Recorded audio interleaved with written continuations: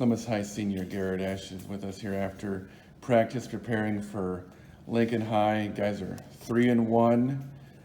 Have gone through a couple of tough years of being on the other side of blowout losses. Now you've dealt out some blowout wins this year. Just what's the feel from the group about being on the other side of those, and how much do you think this group appreciates, the success more having been through all that? It's definitely a lot better because now we're the ones on top winning 50-0, and we're not the ones down 50-0. So like we're like just a lot happier about it and stuff. What do you think that says about this group, especially your senior group has been together for a long time, is obviously talented because a lot of you guys were playing as sophomores. To go through that together, just how much did these last 2 years kind of build the bond when no one else believed in you guys but yourselves?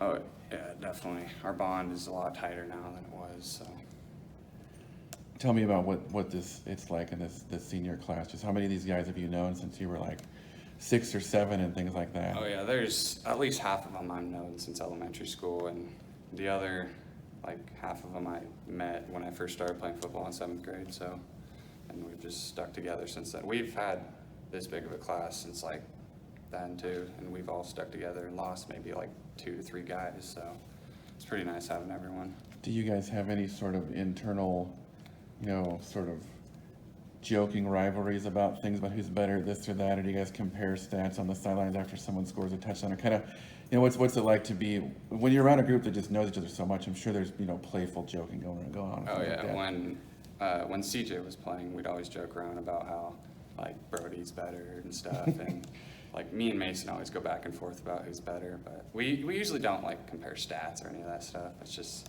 joking around, saying who's better and stuff like that.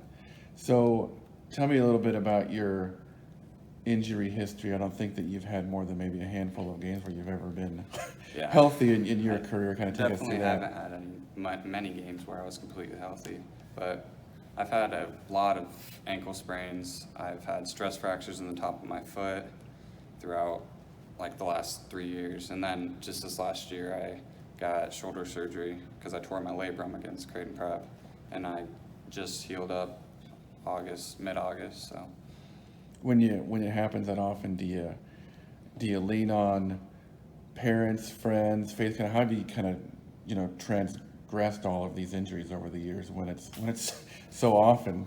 I just kind of gotten used to it, and like I just go to Rob's every day and get treatment and stuff, and yeah, I've just gotten used to it, really. They have a permanent chair you get to take home in there after you graduate? I wish. You're there. I mean, how is it pretty much every day? Yeah, it has been since at least sophomore year, maybe even freshman year. So, are you a naturally kind of a tough person or did you have to learn that kind of through all this? I kind of learned it because when I was younger, I was kind of a little weenie and stuff. So like, I mean, now I'm not, like I get hit and it hurts bad, but I'll still play. So, what do you feel like this group can achieve now that this will be more than halfway through the season this week? You're going to get in the playoffs regardless, but with all that change, what are you guys kind of aiming for? What do you feel like you want to accomplish over these last 4 weeks to set yourselves up for the playoffs? We definitely need to win 2 or 3 of the next, what are we at, 4 games? Yeah. So next 4 games, so 2 or 3 of the next 4 games. And we want to win the first round of playoffs, so that means we'd have to be like top 15 or something like that. So we're hoping for one of those spots. How do you feel like this group responded when CJ went down? It was definitely hard because I know me and Mason talked about it, and we didn't know Brody would step up like that. We thought maybe he would get hurt because he is really small, but he is a really good athlete, so he really stepped up there. But it was heartbreaking because, I mean, I've been playing with him since 7th grade, and so is almost everyone on this team. You got so many seniors. Was you or anyone kind of bring the team together and speak up after that? Just like, hey, nothing, we just got to move on. We've lost nothing. Kind of how did you guys handle that as a senior group of leaders? Well, we all just kind of talk, and CJ was like, you guys are good.